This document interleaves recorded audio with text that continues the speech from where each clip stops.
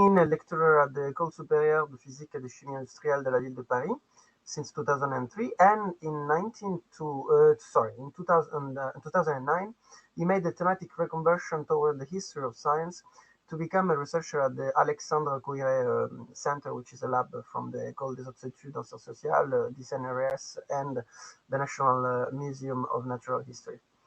So his research focuses on the history of material science and physics in the 19th and 20th century. And the title of his talk today is Thermodynamics as the Science of Complexity in Ilya Prigogine and Isabelle Stengers, Order Out of Chaos. Is thermodynamics really able to help social sciences? A very good question, I think. So, Quentin, the floor is to you. Thank you. Thank you, and thank you a lot, Pablo, Jensen, and Patricio for this invitation, for this very necessary, interesting seminar. I think I couldn't participate in all the sessions. I'm picking up the videos, and I'm very glad to exchange again with Emmanuel Prigogine. So, for people who are not very familiar with Prigogine, shortly, so he's a Belgian. He was a Belgian chemical physicist. So when we talk about chemical physics, it's at least in the 60s, before the complex systems field, a small interdisciplinary field at the fringes of chemistry. He's famous to have been with the Nobel Prize in Chemistry in 1977 for his work on dissipative structures, something I will get back later. He's also famous to having tried to say reconcile the two cultures, his culture and the scientific cultures. His famous book with Isabelle Stengers, La Nouvelle Alliance in 1979, and will, I think, focus more on this step. And he's also famous in at least in physics to have put into circulation the notion of self-organization as a way of an term to challenge the supremacy of science and physics. And at least in the 70s, he became a forerunner of the complex systems field, originating two important centers for complex systems at that time in Brussels, in Belgium, and in Austin, in Texas. So, interest me first is that there's a lot of readers of popular writings, like La Nouvelle Alliance, for instance, but very few scholarly analyses. Often the critics of Prigogine are puzzled by his relation to reductionism.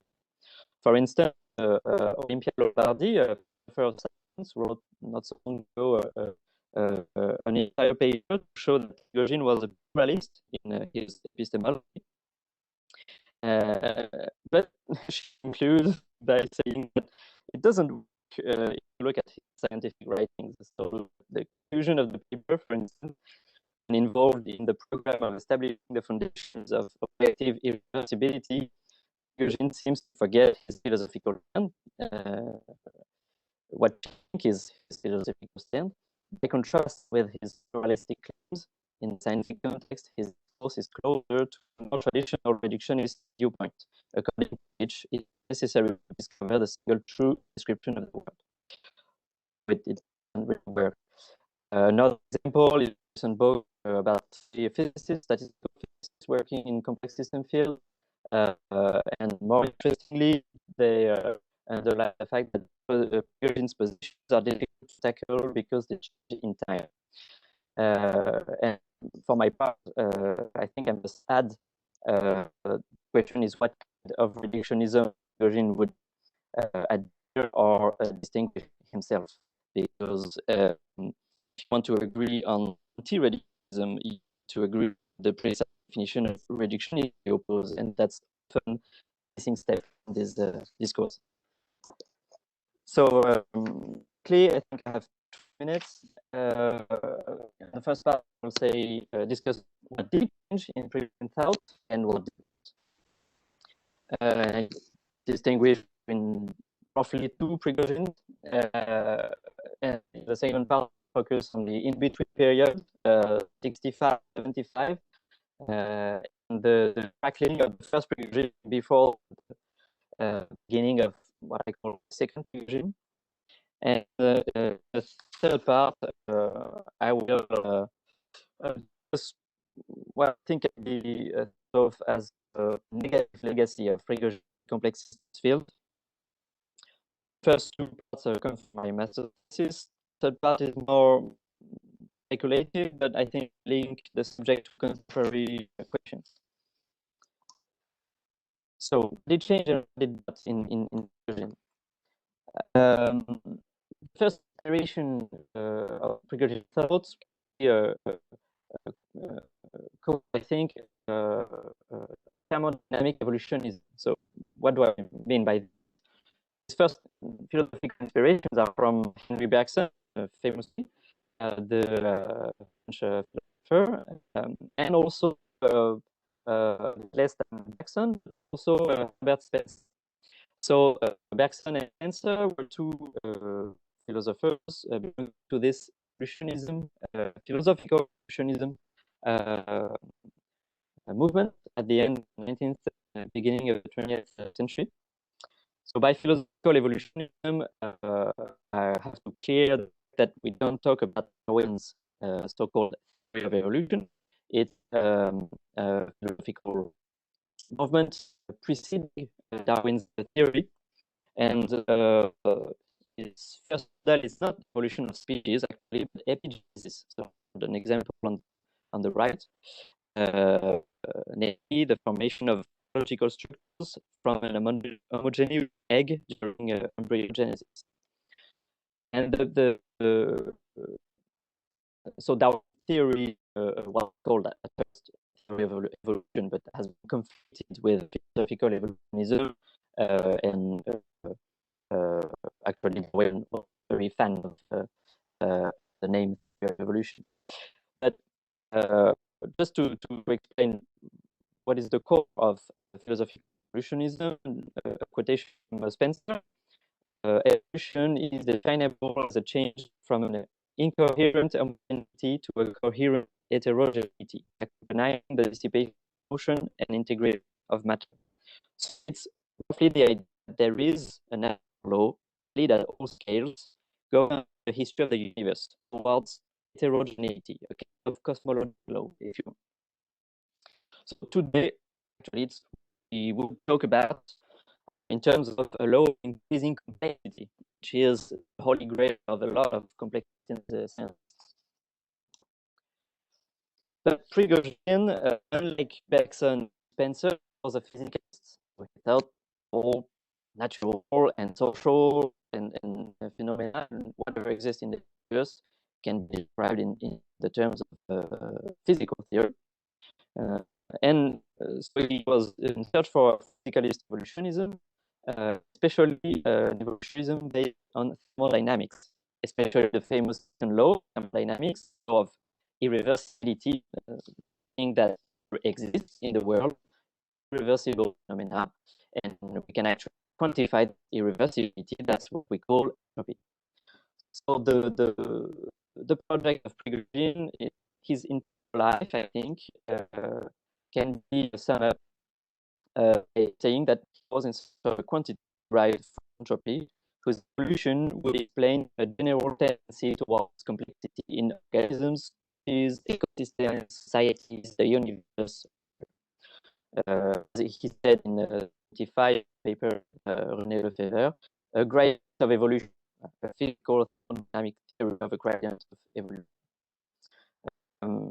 He wrote, for instance, in the main book of this period, the first the main book cited until his prices in 19. Our idea entirely justifies Spencer's point of view on fundamental evolution principle towards heterogeneity. But the problem, the scientific problem, Prigogine had, was that in order to do this, it was necessary to give back the second law status principle, a status it lost in the 20th century. The second law of thermodynamics in current physical theory since the beginning of the 20th century has been replaced by approximate law that can follow. We can show that it follows from microdynamics, so from atomic hypothesis, statistical mechanics results. But it's impossible to deduce the exact second law from this microdynamics. So it's not a core principle, it's just an approximate correlate. And so that's a problem for, to base an evolution on first principles from thermodynamics. Not a primary number, secondary one. So the first precaution was taking one strategy to establish this thermodynamic evolution. So the strategy he adopted during the first part of his career, that I called the Prigogine, was to proclaim autonomous domain for macroscopic phenomena and reject the need for an atomic statistic to understand. Basically, say, okay, there's macrodynamics on one side. There's also macroscopic physics on the other side with its own principles. And I don't talk about atomic statistical understanding. This is what can be called a Duhem strategy, by reference to Pierre Duhem, the famous philosopher and physicist of the 19th century, that was an opponent to atomism, for instance. So the strategy of the subsuming all experimental observations and common abstract mathematical formalism, without any realistic search for constituents. The slogan of Duhem was "Saving the phenomena." You gather experimental observations under mathematical abstraction, and you only need to fit this mathematical formalism to the phenomena. And so Prigogine continued this goal. Was one proponent of generalized thermodynamics, but explicitly in some Prigogine writings, encompassing all macroscopic phenomena, hydrodynamics, chemistry, biochemistry, embryology, biological evolution, biology, etc. For instance, in this book in 1991, dynamic theory of stability, structure, and equations, he wrote, one of the most active features of thermodynamics has always been its unifying power by reducing a broad category of phenomena to a few simple ideas. Efforts in the monograph tend to maintain this function by broadening the to maintain, so it's a bit old-fashioned. And the question is which relation to microdynamics? And most of the time he doesn't speak microdynamics at all during this period, during the Prigogine period. But on a few occasions, he relied on standard statistical explanation. For instance, 47 wrote, from the second law, thermodynamic time, that is irreversibility, necessarily appears as a statistical notion. It loses simple meaning on the scale of elementary processes. Basically, the second law cannot be found at the scale of elementary processes. So it's interesting because he will say exactly the opposite in L'Alliance with Isabelle Singer in 7. So it's an example of change of mind. So if we want to step epistemologically his point of view during this period, it's a kind of macroscopic reduction. You have the level of macroscopic phenomena, and you can your goal is to reduce everything to one dynamic field at this level. But okay, there is this macroscopic level has to emerge from a microscopic basis. Okay, so there is kind of synchronic emergentism, one level from the other one, but it's really not his main interest. It's really not really developed. The second pedagogy now, starting from the mid-70s, he tried another strategy of keeping microdynamics at distance, evolutive microscopic phenomena. He tried to modify microdynamics, to inscribe second thermodynamics at the basis directly from the scale of atomic constituents, for instance. This would allow a true deduction of thermodynamics microphysics from new microphysics, not standard one. But doing this, in the same time, he dissolves determinism from the start, the atomic constituent. So everything is microdynamics in for the second pedagogy, but nevertheless intrinsically contingent, since the microphysics is intrinsically contingent for him. So in one sense, it becomes a macro reductionism. So the macro level can be completely reduced to a microdynamic, to a constituent, for instance. But it can be called also emergent in the sense of a chronically emergent. The state of saying the universe some instant T+1 is entirely determined by its micro constitution, but it cannot be completely reduced to the state of the universe at the time, at the instant just before, for instance. Now, the period 65 and cracking a first, which is, I think, the interesting. So at this period, he developed what became his main scientific legacy, and what gave him the Nobel Prize in Chemistry, and what is his work the most cited scientific literature. It's the possibility of instabilities, spontaneous symmetry breaking, distributive systems, so with evolution, governed by dynamics far from thermodynamic equilibrium. So you have a lot of entropy production in the system. That's what he called distributive structures.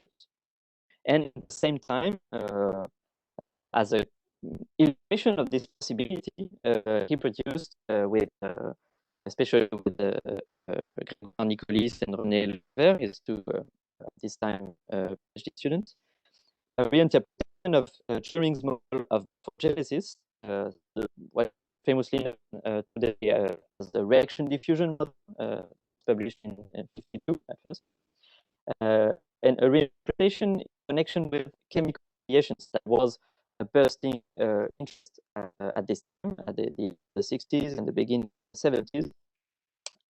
The famous Belousov-Spolensky reaction, show you an example on the right. So interpretation of the mathematical model of Turing morphogenesis, and so embryology, connected with lab examples of chemical oscillations. The problem is that possibility of instabilities and creation of sources by spontaneous symmetry breaking was enough as evolutionist framework. It is possible that some creation of structures follows from the second thermodynamic, but it does not prove at all a kind of necessary general law of evolution.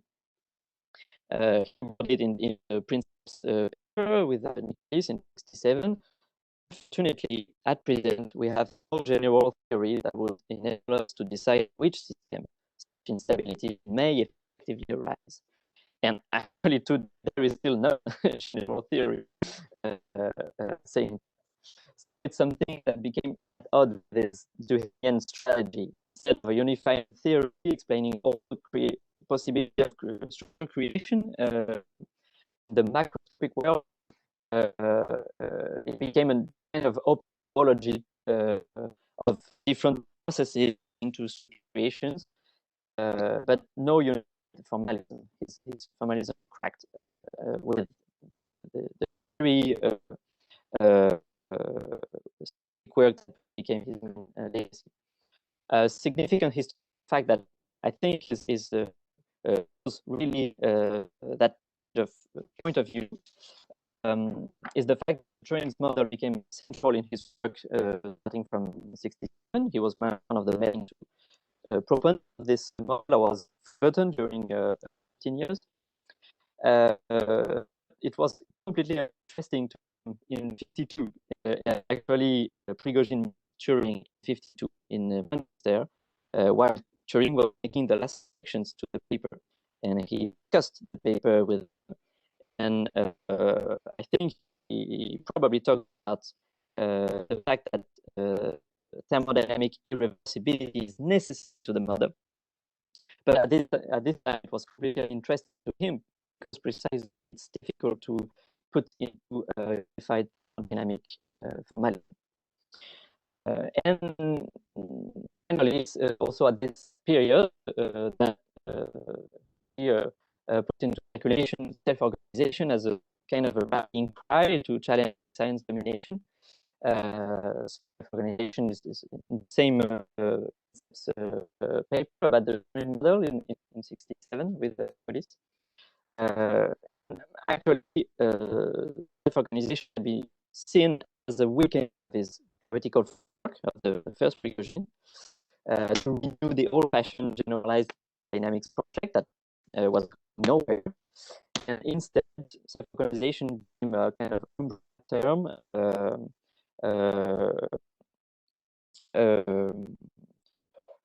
producing, allowing a common language based on a network of analogies between exemplary cases belonging to different communities. So to understand this process, I find it interesting to draw a parallel with the idea of boundary objects that has been proposed in the 80s by a sociologist of science, starring this.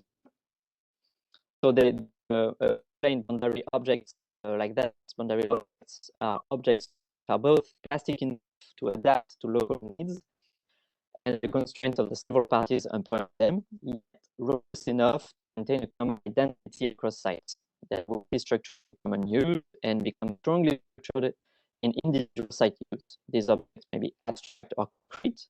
They have different meanings in different social worlds, but they're structured common enough to more than one word to make them recognizable as a translation. And even if dissipative structure is a concept and not an object, a material object, I think it's really interesting to analyze it like that. Maybe it's stretching the original idea of starting too far, I don't know, but talking of dissipative structures as a boundary concept has the essential differences, I think, that a priori very different role and special phenomena by the specific different scientific communities can be seen as different aspects of one common concept. There is a network of systematic translations between local properties that is specific to one subdiscipline, one specific, very specific scientific community. These local properties can be considered to analog to each other in other scientific communities.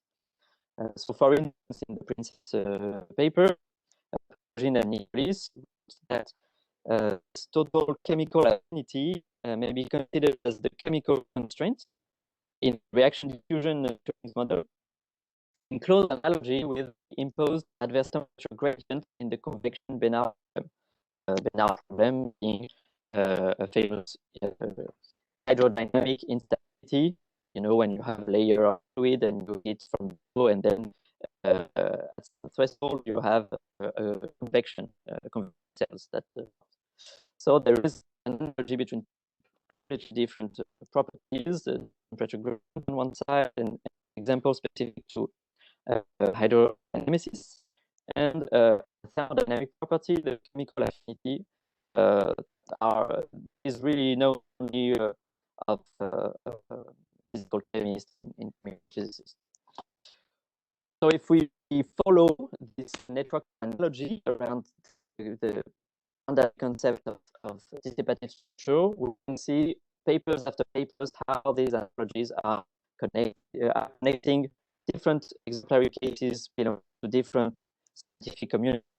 You can have a free pedagogic example with the convection hydrodynamics, and then you can draw an analogy with fast transition in quantum physics, and draw an analogy with the training model in development biology, and with some example coming from biochemistry, the glycolysis associations. I can if there's questions, I can explain more the different papers and examples here. So now the last part, so the question of the negative legacy of Prigogine in complex systems field. I think the first Prigogine is interesting as an example, kind of a historical salt for complex systems archipelagos. I read the work Fabrizio work. I think it's really relevant here to clarify complex systems as an archipelago. Salt, meaning something you build a scientific field, but it's not anymore. The project of the first Prigogine was abandoned by Prigogine himself, and as we have seen, cracked during the period at the end of the 60s and the beginning of the 70s. But what is left is precisely this empty space of a unifying formalism failed, and that led Prigogine himself to splitting up types of modeling theoretical tools, the promotion of heuristic approach by a diversity of analogies and models instead of one unifying formalism. And precisely, I think the shape of the complex field as an archipelago with a lot of completely different tools, loosely connected one to another, is, I think, one negative legacy of this first Prigogine. The main heir of the Prigogine school admitted plainly in a French publication 2000. So it's my translation. But for instance, we know today this dream of an autonomous science of thermodynamics of non-equilibrium systems must be abandoned. So that's what I call the failure of the first Prigogine. To regain the universality of thought, even in limited form, non-equilibrium thermodynamics needs to open up to disciplines such as kinetics, nonlinear science, what can be called chaos theory, and for instance, statistical mechanics. And another main of the scaffolding is the fact that there is a defined measure of complexity. Extremization would control the historical development of all natural systems. That was the main goal of Prigogine in his entire life. If it's a measure of complexity based on thermodynamic quantity, for instance, entropy, it's called a thermodynamic evolution. You can try to base it on something else than thermodynamics, but it actually still a failure of this field is, I think, structuring the debate. And the same continued ways to unify microscopic phenomena, as also with the Prigogine evolution, which microreductionism and the Demian unification that ignored their physical constitution. And just for instance, if complex systems scientists ignore their history, they are doomed to repeat history. And there's a good example with Lauren Farmer, the founder of the Santa Fe Institute group, that both, for instance, for many of us, the goal is to find what might be called the second law of organization. So I mean, it's the project of what we want to do is understand the common thread, the pattern, universal driving force causes matter to spontaneously organize itself. Spencer, or a reference, argued in a very articulate way for the finality of the processes of self-organization and used his ideas to make a theory of sociology. However, he was not able to put his ideas into mathematical form or argue from first principles, like Prigogine wanted to do. No one else has either. Doing so is perhaps the central problem in the study of complex systems. So I think we are still in the 60s reading this sentence. Thank you for your attention. Thanks a lot, Quentin. And yeah, this search for universal or unifying theories is still with us today in complex systems, even if it changes from century to century, clearly. So maybe now, Emmanuel, you can present your work on La Nouvelle Alliance. Actually, I don't know the title in English, but you probably tell that to us. And then you have 20-25 minutes, and we'll have the general discussion. Okay, thank you very much for your invitation, both Fabricio and Pablo. Can you hear me? Yep. Okay. The title of my talk is Thermodynamics as the Science of Complexity in Ilya Prigogine and Isabelle Stenger's Order Out of Chaos. Is thermodynamics really able to help social sciences? In 1979, Ilya Prigogine and Isabelle Stengers published a French bestseller entitled La Nouvelle Alliance, Métamorphose de la Science, mainly about philosophy and history of physics. The Belgian theoretical physicist and chemist Prigogine had won the Nobel Prize in Chemistry 2 years earlier for the theory of dissipative structures, and Stengers was still working on her doctoral thesis in philosophy of science under his supervision. This book, translated in English in 1984 as Order Out of Chaos, Man's New Dialogue with Nature, is both dense and complex and includes rigorous technical developments. Focusing on both dynamics and thermodynamics, the authors first propose a grand narrative for the historical evolution of European physics, from the works of Newton at the end of the 17th century to the emergence of relativity and quantum mechanics in the early 20th century. According to Prigogine and Stengers, Newton and his successors assumed that nature is governed by universal laws, which constitute somehow its language, and which come down to the mathematical translation of interactions between inert objects. Following our authors, the major discipline of classical science is thus Newtonian dynamics, which addresses the motion of inert bodies and reduces any transformation to a set of trajectories. Above all, the trajectory considered by Newtonian dynamics has three essential characteristics. One, it is governed by a general law, both universal and mathematizable. Two, it is deterministic, which means that any given instantaneous state of a considered system enables to deduce the past evolution and to predict the future evolution of this system. And third characteristic, it is time reversible, which means that a time reversal by a thought experiment is equivalent to the inversion of the speed of all components of the considered system. In the 19th century, the techniques developed to use heat in order to produce mechanical work gave birth to a new discipline, thermodynamics. For our authors, it is precisely thermodynamics that enabled physical mathematical science to deal with the complexity of nature. That is why Prigogine and Stengers claim that thermodynamics is the science of complexity par excellence. By the way, the science of complexity is the exact title of the second of the three parts of their book, a part mainly dedicated to the history of thermodynamics. It soon appeared that dynamics, which is the science dedicated to the motion of inert bodies, and thermodynamics, the science of heat and its transfers, are two unreconcilable scientific disciplines. Contrary to what happens in the field of dynamics, within thermodynamics, natural processes are always irreversible and always lead irreversibly any material system toward equilibrium. That is to say, toward a state of matter characterized by a homogeneous distribution of molecules.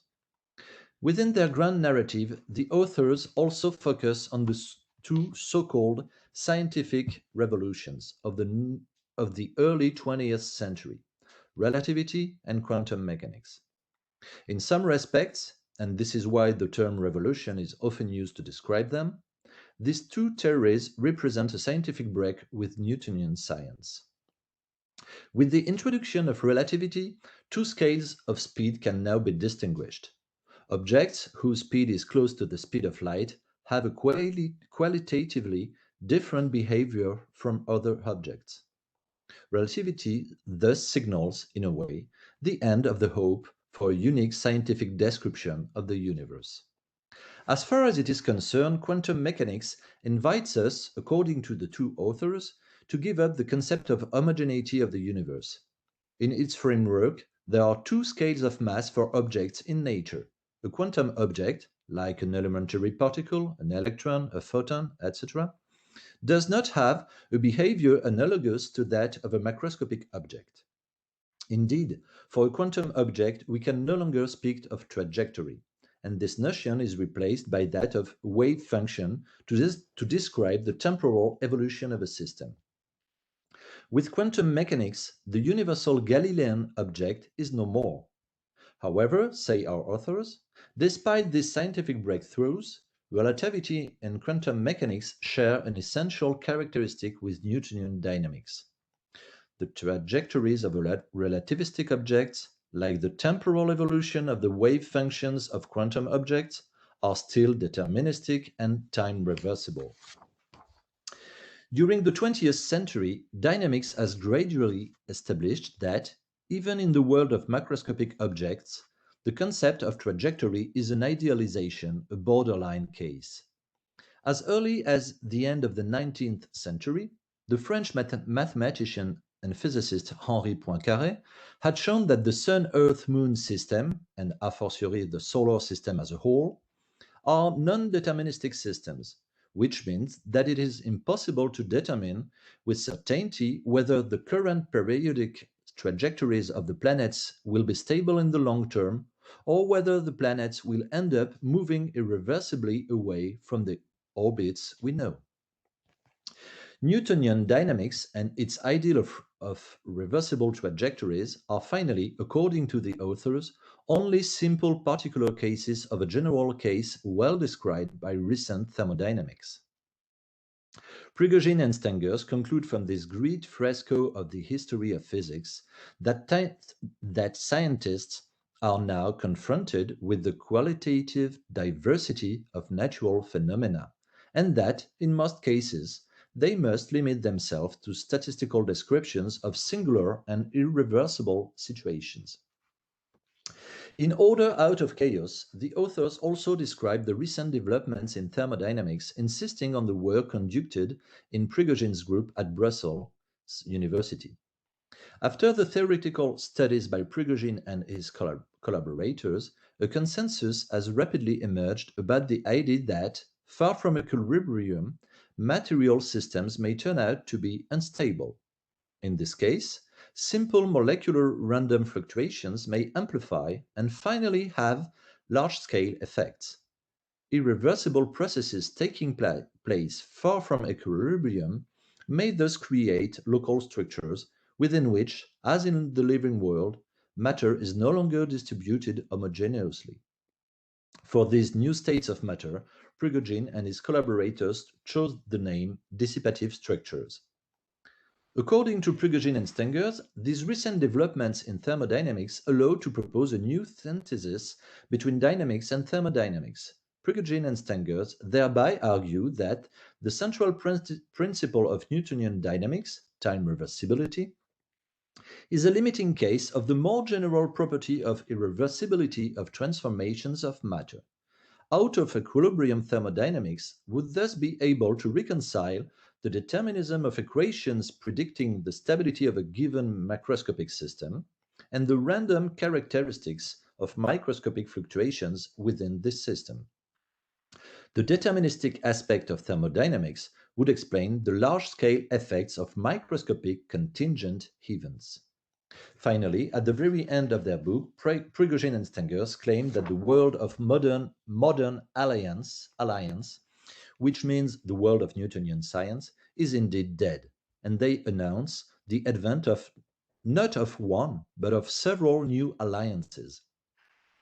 The first alliance to which this book invites us is an interdisciplinary alliance within the natural sciences between Newtonian dynamics and out-of-equilibrium thermodynamics. The second considered new alliance is again that of an interdisciplinary alliance, but this time between the natural sciences and all other forms of human knowledge, with a special place given to philosophy. Thirdly, further away from disciplinary issues, the new alliance promoted by Prigogine and Stengers is an alliance between nature and human beings. Considering rapidly the reception of this book among the French intellectual and scientific communities, it is important to note that more than 70,000 copies of its French edition have been sold between 1979 and 2019, which makes it undoubtedly a French bestseller in the humanities literature. The reception was very enthusiastic within the broader intellectual sphere, but gave rise to many controversies in the scientific community.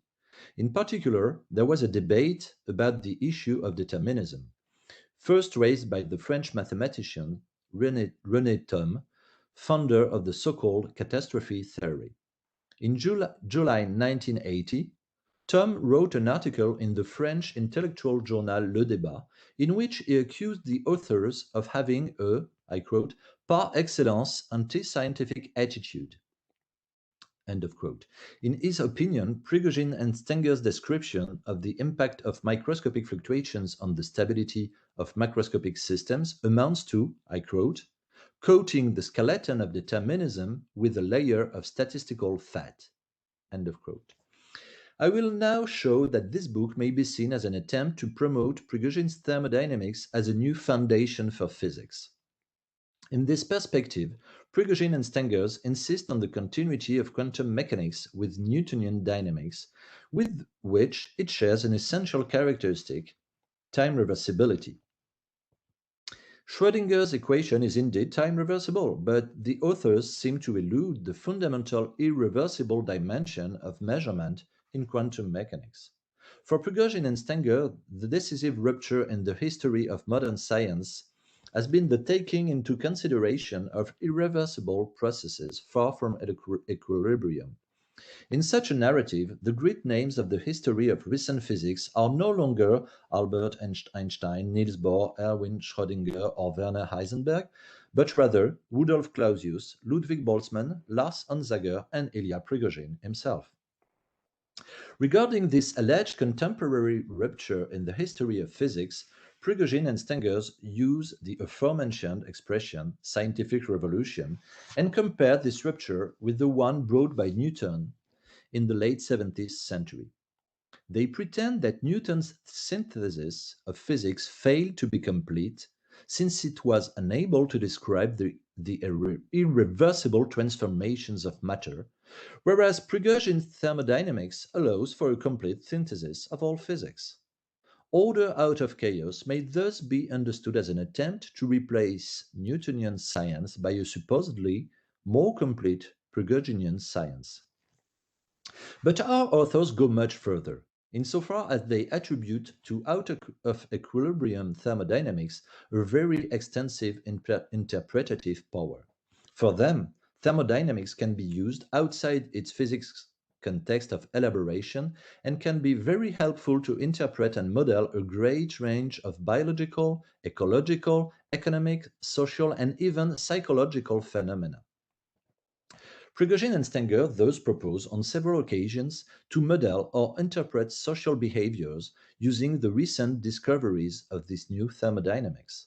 For example, they suggest to use, with regard to certain social behaviors, the thermodynamic notion of nucleation threshold, which represents the minimal amplitude that a microscopic fluctuation must have to be able to completely destabilize a macroscopic system.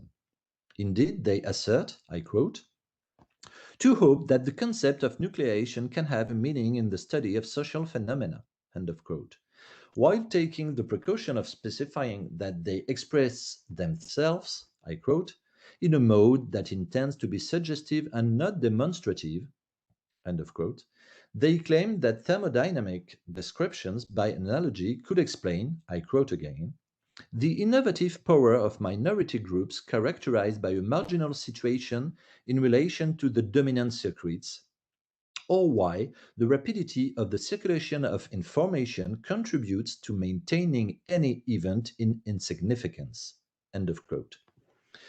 In the same context, they also speak of local nonlinear interactions between individuals.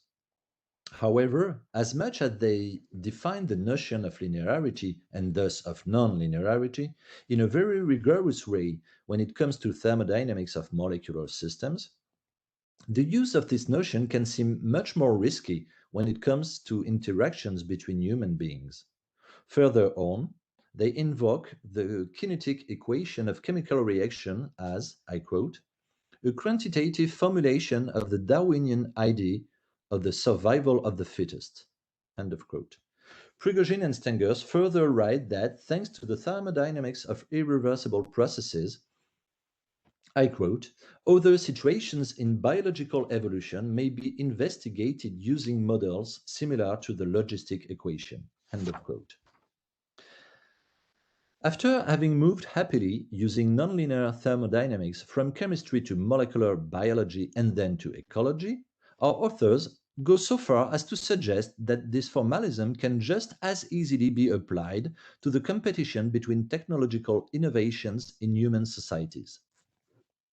The authors then refer to the work of some of their colleagues around Peter Allen concerning thermodynamic type models to describe regional urbanization on the basis of the economic behavior of social actors. They summarize the results of this work as follows, I quote, "this scenario makes the location of urban centers the product of an interplay between laws, in this case of a purely economic nature, and the chance governing the sequence of launchings of economic activities," end of quote. It should be noted here that Peter Allen was a researcher at Brussels University in the laboratory of Ilya Prigogine from 1972 to 1987, and then, after a rupture with Prigogine's group, at the University of Cranfield, Great Britain, where he is still Professor Emeritus.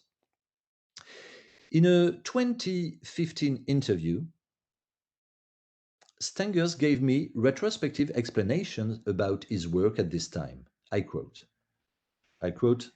Isabelle Stengers.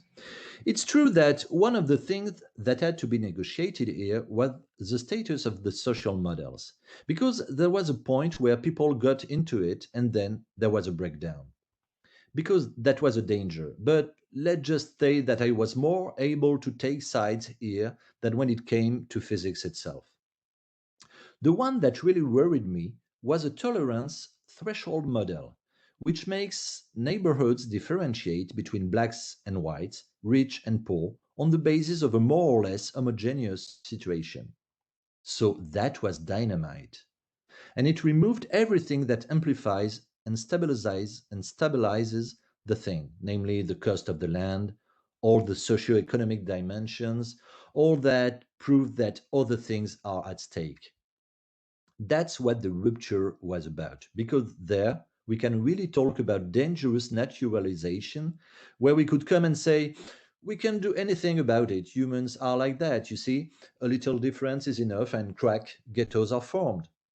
Nobody in our environment liked that. It wasn't interesting science. End of quote.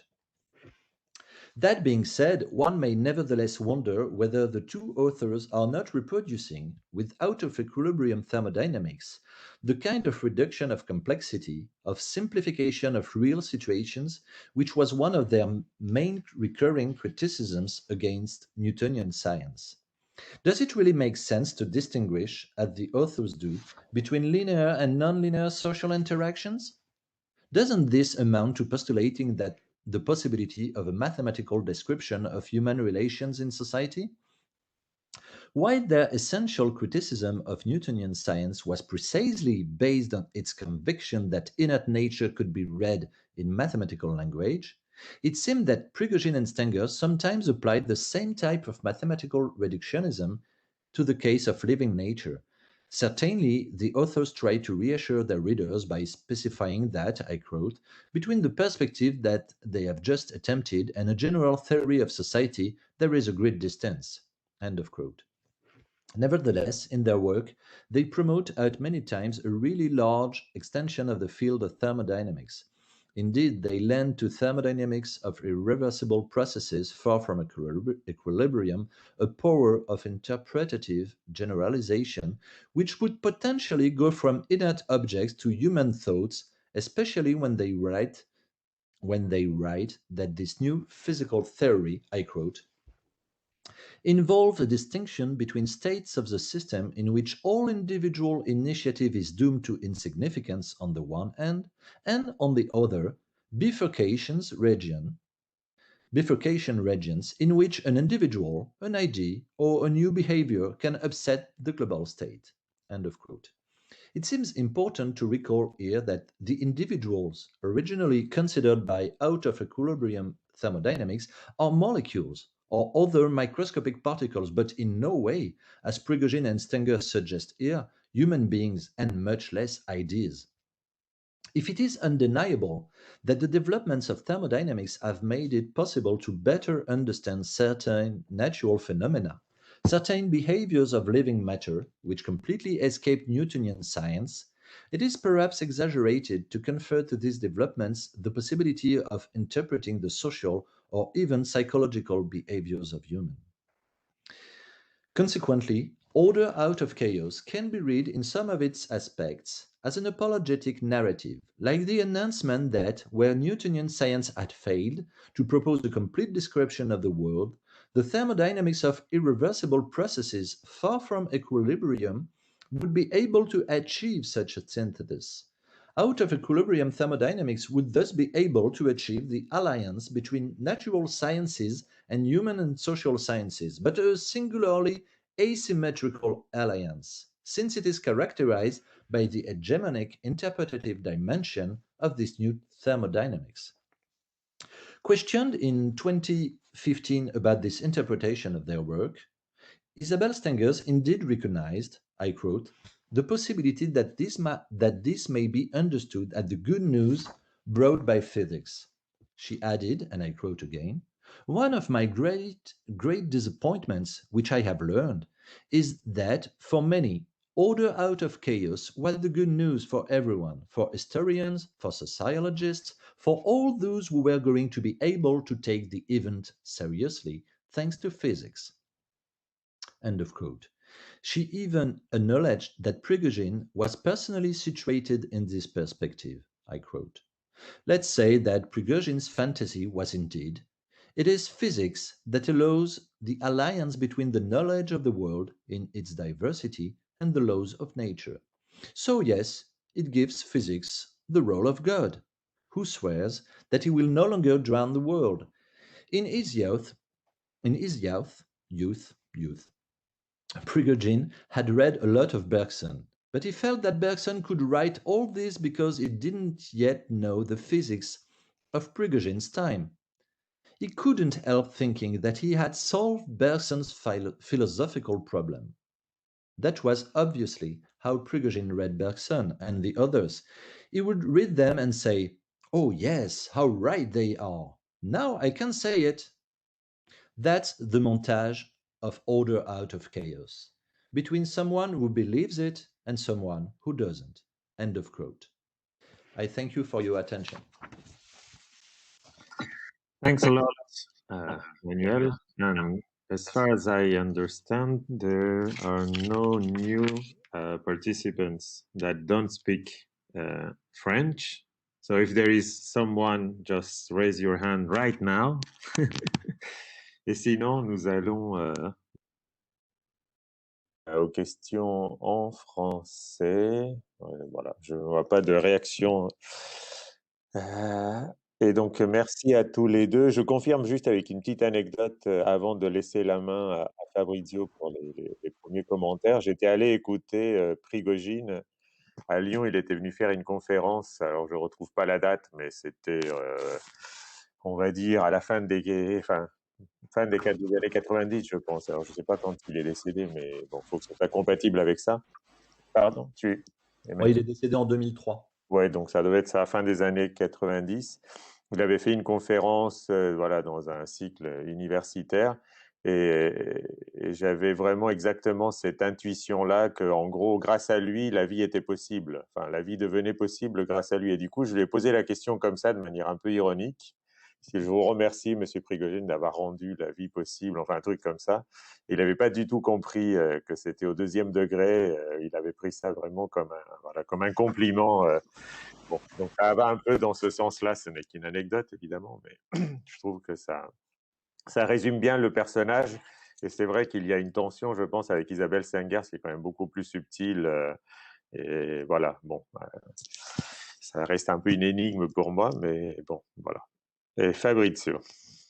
Non, j'ai pas grand-chose à dire, mais par contre, j'ai justement une question sur Stengers, c'est-à-dire, elle en fait, si j'ai bien compris, elle est un peu ambiguë, c'est-à-dire qu'un parti, elle réunit un tout petit peu, parce qu'elle dit, bon, attention, parce qu'il y a aussi un texte que Isabelle Stengers a publié sur la complexité en 2004, je sais pas si vous le connaissez, Emmanuel et Quentin, dans la revue, je crois, Emergence, attendez, oui, c'est ça. ECO, Emergence Complexity in Organization 2004, et où elle écrit par exemple que la menace, c'est que le field of complexity pourrait devenir comme les sciences traditionnelles des systèmes linéaires, c'est-à-dire bon, on commence avec les systèmes complexes et puis le reste, pratiquement c'est la même chose, juste un peu plus complexe. Donc, mais par contre, en même temps, si j'ai bien compris, dans la partie finale de ton topo, Emmanuel, c'est comme si, en fait, elle défendait quand même en partie le projet avec Prigogine. Enfin, est-ce que tu peux revenir sur cet aspect-là? Et puis, une question pour tous les deux. Enfin, on a oublié de le dire au début, c'est peut-être la séance où il y a le moins de complexité, mais on a voulu quand même la faire parce que Prigogine, c'est quand même quelqu'un de très important. Donc, vos topos étaient très intéressants, évidemment, mais je vous pose quand même la question sans obligation de réponse, évidemment. Est-ce que vous avez peut-être quelque chose à nous dire aussi sur soit même des phrases comme ça à la marge par Prigogine, soit dans des entretiens, soit par des personnes qui s'inspirent de Prigogine et qui ont fait des usages politiques de Prigogine ou pas. Voilà, c'est mes deux questions. Je veux bien commencer si Quentin. Oui. Ouais. Alors déjà sur la position de Stengers, c'est très intéressant et en fait c'est quelque chose qui me passionne dans ce livre, mais il y a un côté un peu vain de l'entreprise qui consiste à départager qui a pensé quoi au moment de l'écriture du livre en 79. Il est évident que le grand ponte prix Nobel c'était lui, et qu'elle était une étudiante, une femme. Voilà, il ne s'agit pas de dire que Prigogine était misogyne ou macho, mais enfin, c'est l'homme puissant dans son grand labo de Bruxelles avec une étudiante femme, pas encore diplômée, pas encore docteur. Donc, elle m'a beaucoup raconté comment s'était fait l'écriture. En gros, c'est elle qui faisait l'écriture au sens verbalisation, mais c'est lui qui donnait les idées. C'est-à-dire qu'en gros, il y avait des allers-retours perpétuels entre deux, mais elle n'était pas là pour faire entendre sa petite musique. Et il me semble que une grande partie de ces écrits qu'on suivit, et notamment les cosmopolitiques, ont consisté à montrer que bah, elle n'était pas, en gros, je vais utiliser un gros mot qui est plutôt utilisé comme une insulte, donc c'est pas une catégorie analytique, mais elle n'était pas scientiste comme pouvait l'être Prigogine. Penser que la science allait tout expliquer, et la physique en particulier, allait tout expliquer dans le monde, y compris les pensées des gens, comme peuvent être aujourd'hui nos amis neuro, tout ce qu'on veut derrière, quoi. C'est-à-dire penser que une science allait tout expliquer. Globalement, tout le reste de la carrière de Stengers a montré, alors tu l'as dit Pablo en disant qu'elle était plus subtile, je le dirais peut-être de façon avec moins de jugement de valeur, parce que Je pense qu'elle est effectivement très subtile, mais je ne suis pas sûr que Prigogine ne soit pas subtile pour autant, mais en tous les cas moins scientiste et moins elle a moins la foi du charbonnier, du physicien qui pense qu'il va tout résoudre. Et ça, tous ses écrits ont prouvé qu'elle n'était pas du tout dans cette position que je qualifierais donc de positiviste ou scientiste.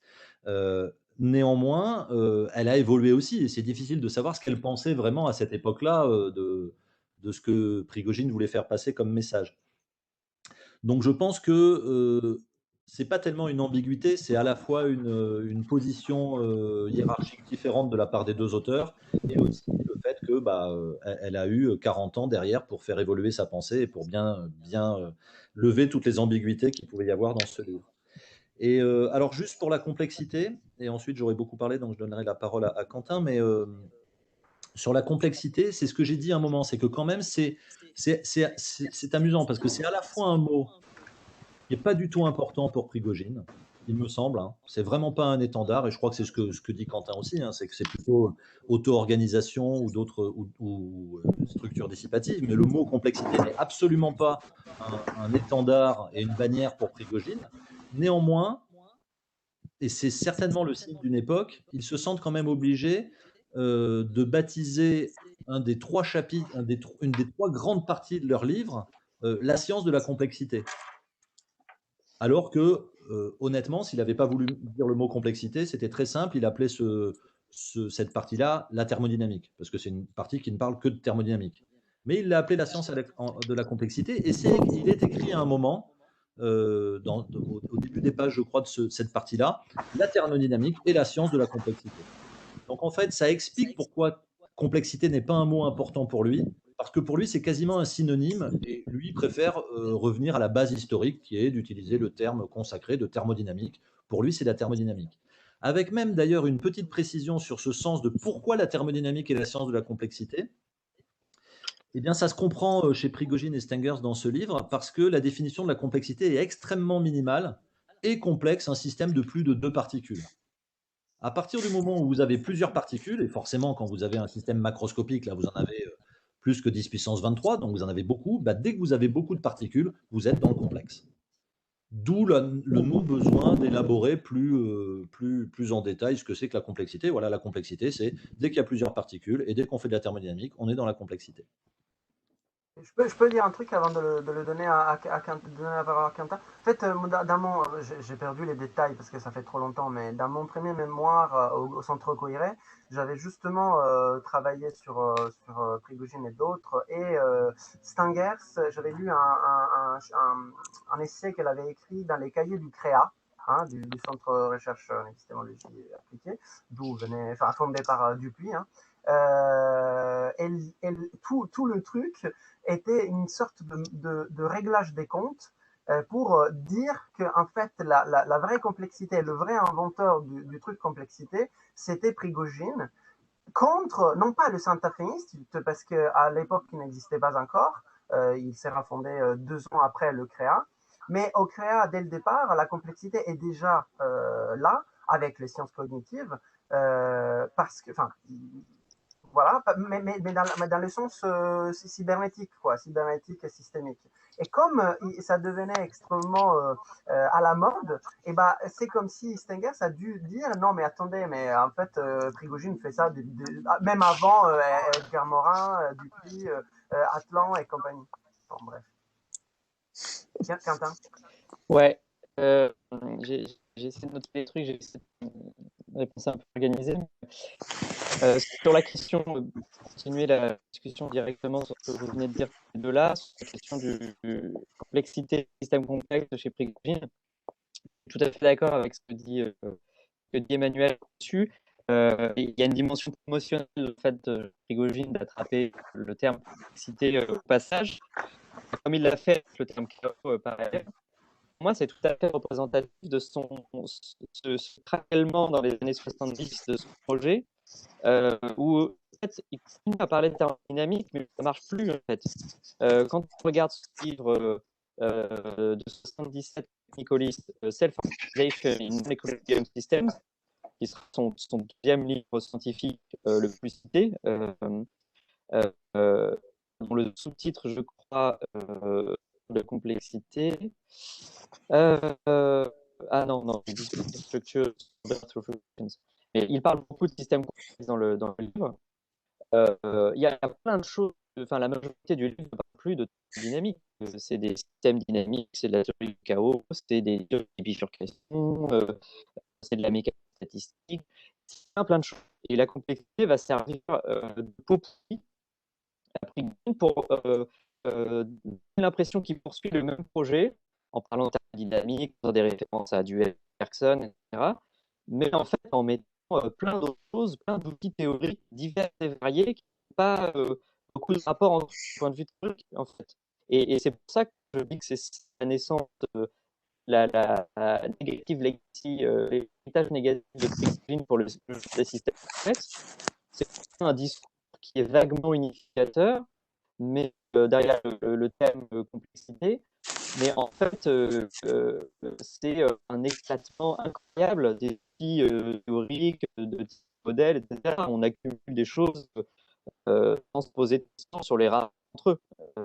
Voilà, on passe du formalisme thermodynamique, formalisme de physique statistique, un formalisme de système dynamique. Ça n'a rien à voir, c'est tellement voilà, mais ça ne pose aucun problème. Ça, c'est radicalement, c'est un échec radical pour lui, en fait, je pense, scientifique. Donc, Attends, excuse-moi, je t'interromps juste. ouais. C'est Exploring Complexity, tu es en train de parler de ce bouquin, n'est-ce pas? Non, non, mais là, je parlais pas de ça, je parlais de celui de 77 avec Collis, donc Organization in Non-Equilibrium System, qui ça n'est pas un livre de science populaire, c'est un livre scientifique destiné au milieu scientifique. Et du coup, même quand même, prend le terme dans les années 70 à Bruxelles, à Austin. Donc, il était à la fois à Bruxelles et à Austin au Texas. Hein, il est à mi-temps entre les deux à partir du début des années 70. Non, fin des années 60, 68, je crois. De, donc, il deux écoles, d'un côté Bruxelles, d'un côté à Austin, et à Austin, il crée un centre de système complexe dans les années 70 et il utilise l'appellation. Et à Bruxelles, je ne sais pas quand est-ce que l'appellation système complexe va entrer dans le titre du département. Mais clairement, il participe des gens qui mettent en situation système complexe dans les années 70, bien avant le fait. Voilà, mais c'est vrai qu'il l'utilise pour cacher le fait qu'il y a un fourre-tout, en fait. Voilà. Et alors, second point, c'est la question du rapport à la cybernétique. Effectivement, je pense que tu fais référence au texte Législologie de l'auto-organisation qui est dans les premiers cahiers du CRIA au début. J'ai eu dû trouver ce texte, mais il est très intéressant. Effectivement, le CREA était dans la filière cybernétique et donc le terme auto-organisation est déjà en circulation depuis les années 40 dans la cybernétique. Donc, Isabelle Stengert a besoin de faire valoir le fait que Prigogine a une tradition autonome. Et ça, c'est une vraie question historique par rapport entre la tradition chimique. Prigogine est le premier à mettre en circulation le mot auto-organisation, mais en fait, quelques années après, il y a Hagen, il y a Hermann Haken qui avait leur propre développement aussi de l'autre côté. En fait, il y a quand même quelques passages, c'est-à-dire que Von Förster, lorsqu'il participe à un colloque de cybernétique sur les self-organizing systems en 1948, il parle des travaux déjà de Prigogine en thermodynamique en disant ça, en fait, c'est intéressant pour notre problème.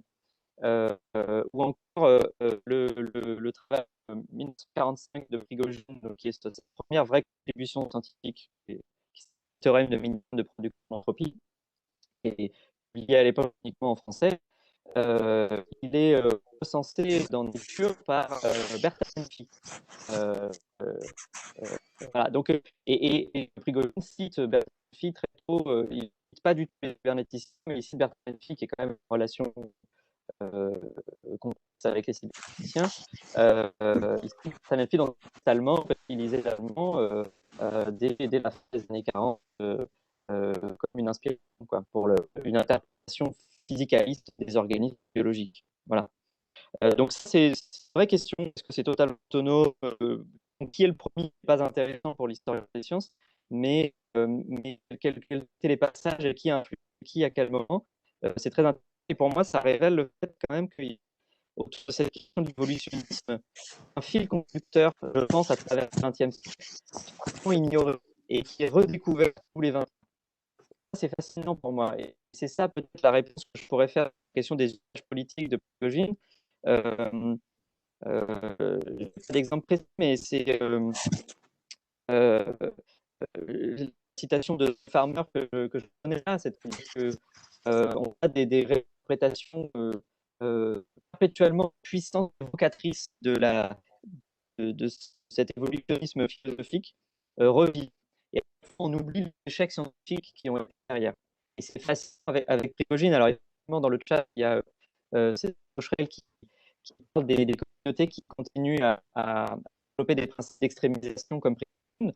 Il y a effectivement des communautés, par exemple, du label Optimum and Shopping Production, par exemple, qui essaye toujours, où il y a Béchamp, je sais plus, chose comme ça, qui est là depuis les années 90, qui est de faire des principes d'optimisation qui peuvent être en partie thermodynamique, en partie mécanique statistique, et essayer de retrouver une forme d'évolutionnisme comme ça avec une équation physico-thermodynamico-informationnelle, ça dépend, avec un principe variationnel il faut extrémiser une quantité et puis c'est toute l'évolution du monde. Et à chaque fois, il y a des gens qui découvrir, inventer l'eau chaude comme ça, perpétuellement avec ces histoires, sans comprendre les échecs. L'échec du premier Prigojine, j'ai pas eu le temps là d'exposer toutes l'évolution interne qui mène à reconsidérer le modèle de Turing, alors que ça totalement intéressant dans les années 50, 15 ans de plus, je trouve ça fascinant. Si, parce que de manière interne, le système c'est cool, parce que ça marche pas. Parce que le moteur de l'évolution thermodynamique, c'est l'entropie. Mais à partir du moment où on s'intéresse à des systèmes hors équilibre, l'entropie, ça ne veut plus rien dire. Ça n'a pas de signification. Une signification, par exemple, ça va être la production d'entropie. En fait, il n'y a aucune corrélation entre l'entropie et la production d'entropie. Parce qu'un système ouvert hors équilibre, il peut changer de l'entropie comme il veut, on s'en fout, ça peut descendre. C'est pas du tout important physiquement. C'est plus un potentiel. On appelle un potentiel en physique. C'est le potentiel de l'entropie pour un système hors équilibre. Et donc, le moteur de l'évolution thermodynamique n'a aucun rapport avec les quantités qui sont intéressantes pour la structuration du système, par exemple. On peut avoir des structures qui se forment, l'entropie, elle monte tout le temps. Prigojine étudie la convection de Bénard. Et en fait, l'entropie, elle augmente au moment où la convection se met en place. Mais c'est pas grave parce qu'il crée une quantité bizarre qui est l'excès de production d'entropie, qui n'a pas de signification physique vraiment claire. Et mais ça diminue. Mais alors, ça n'a plus de rapport avec le second principe de la dynamique. Donc, il y a, avec les oscillations chimiques, il montre dans les années 50 que, avec un doctorant, que le fait qu'il puisse y avoir des oscillations chimiques hors équilibre, qui est interdit à l'étude thermodynamique, qu'il puisse y en avoir, qu'il puisse y avoir des cycles limites, par exemple, qui est des trajectoires périodiques, ça interdit qu'il y ait un principe variationnel, une quantité potentielle qui puisse résumer, donc l'extrémisation puisse résumer l'évolution du système. Donc c'est un échec total pour son projet. Donc après, il va mettre plein d'outils différents comme rapport entre eux pour essayer de continuer à l'illusion qu'il y a une équation d'évolution. Voilà. Et quand est-ce que tu veux regarder sur le chat là, Cédric a continué à apporter des... Ah oui, la profondeur logique de Bennett. Alors, Prigojine, ce qui est intéressant, c'est qu'il est... Est-ce que tu peux dire en deux mots ce que c'est que cette idée de profondeur logique de Bennett déjà, ou Cédric, je ne sais pas qui veut, mais par exemple, moi je ne connais pas. C'est une des propositions sur la théorie de l'information, de mesure de la complexité. Il y a la complexité de Kolmogorov, et donc, le logiciel minimum, l'algorithme minimum qui permet de simuler le système. Profondeur logique, ça va être grosso modo le temps de calcul de ce logiciel-là.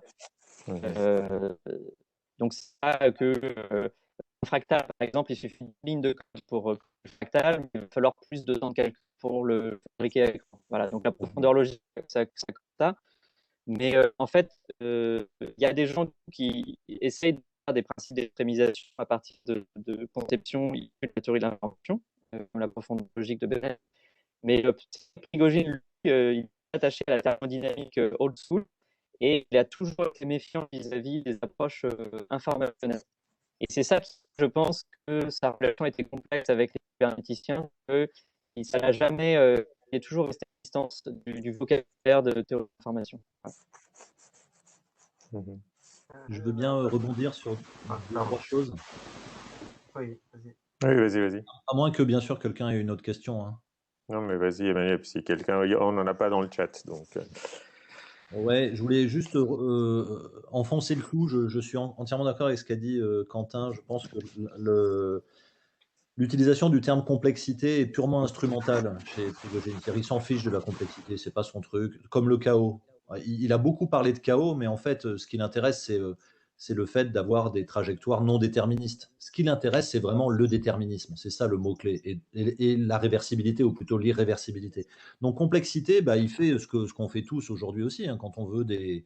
Et en plus, c'est quelqu'un qui connaît bien les arcanes des financements. Il a beaucoup été dans les couloirs de la Commission européenne. Et donc, il sait très bien que si on veut des financements, bah, il faut mettre certains mots-clés. Donc, le mot-clé complexité étant à la mode, allons-y, mettons-le un peu partout. Mais ce n'est pas effectivement une notion très importante pour lui.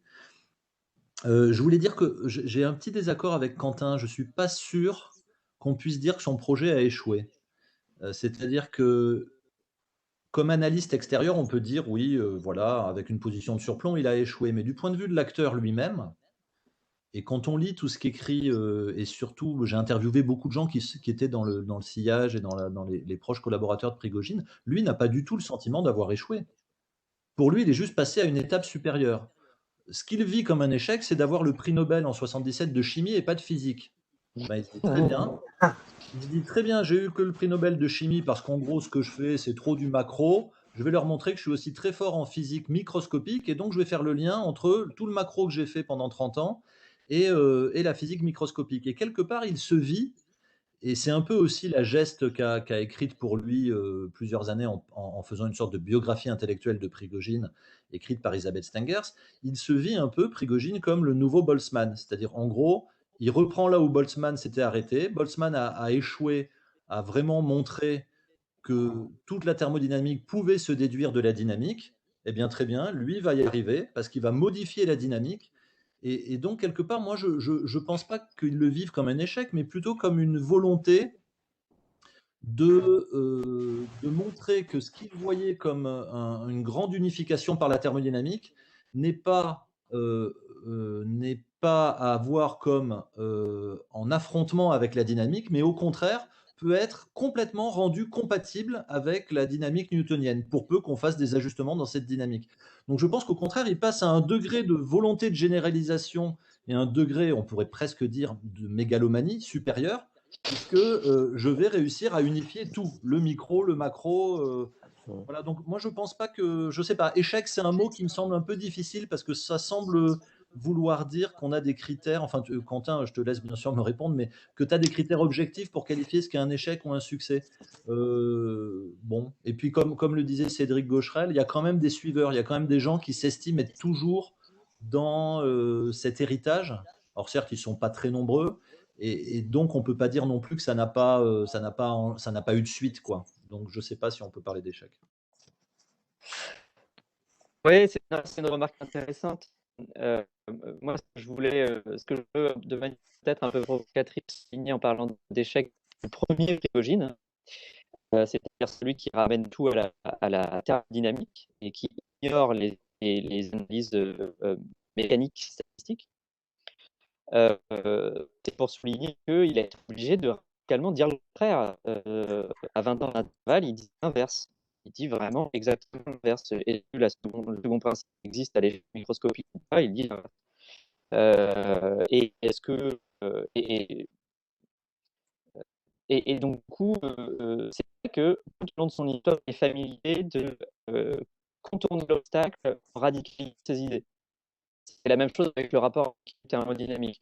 En 10 ans, à peu près 35 à 55, il étudie les systèmes pré-équilibre thermodynamique. Et il pense que ça suffit et qu'il trouve des trucs merveilleux et qu'il explique la vie avec ça. Il fait un article en 47 où il explique la thermodynamique de l'embryogenèse.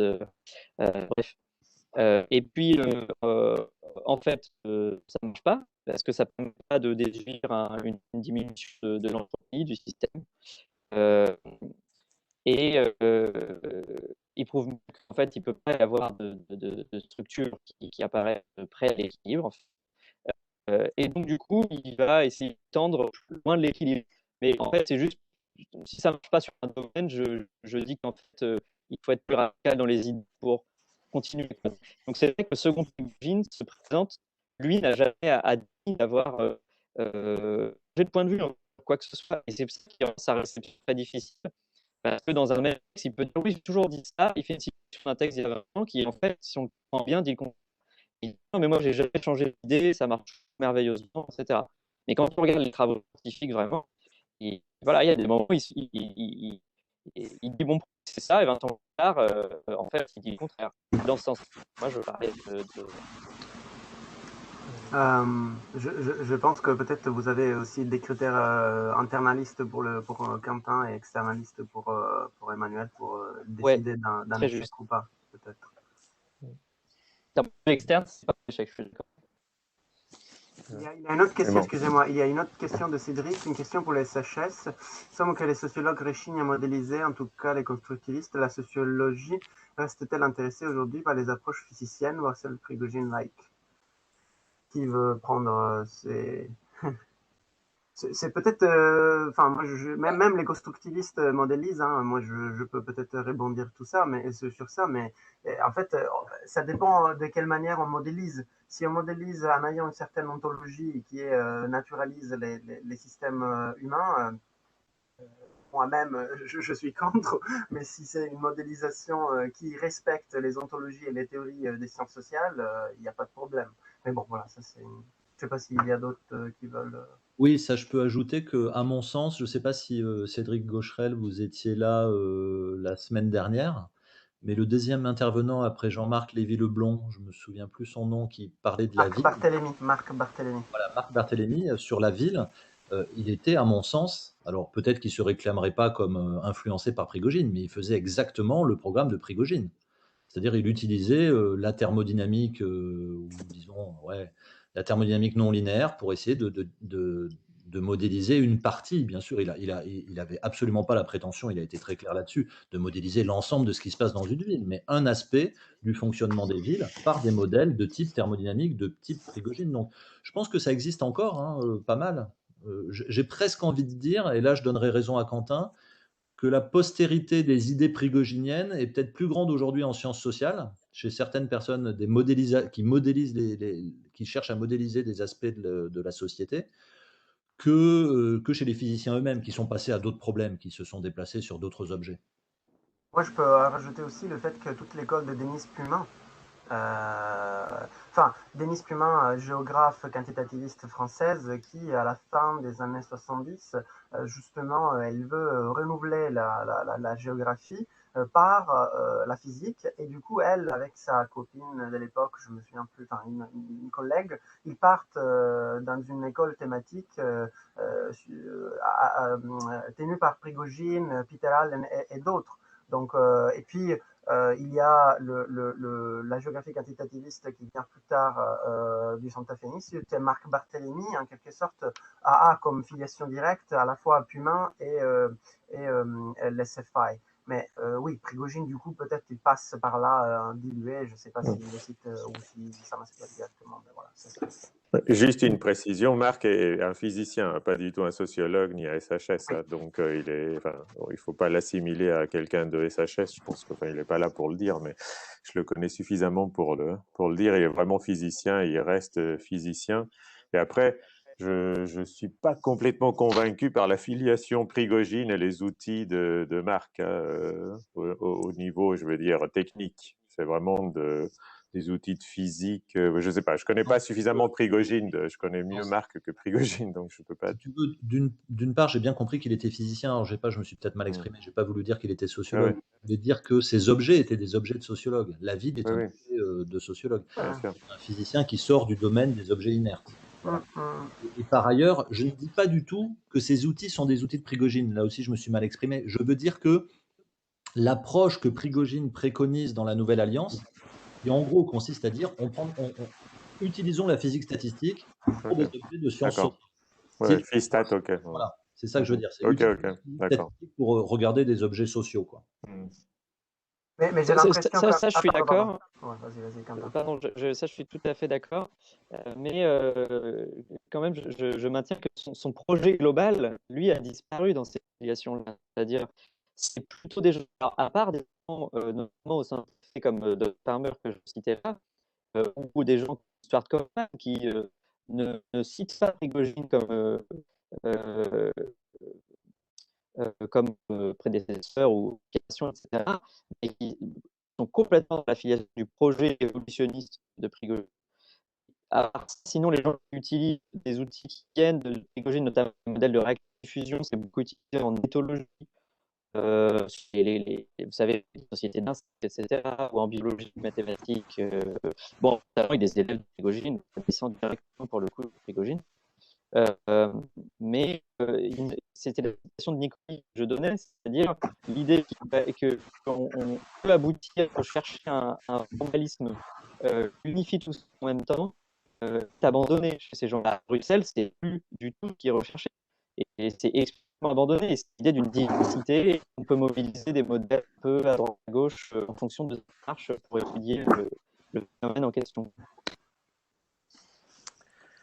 Ok, bon, eh bien, merci, merci Quentin, merci Emmanuel. On a fait un compromis dans la langue, entre le français et l'anglais.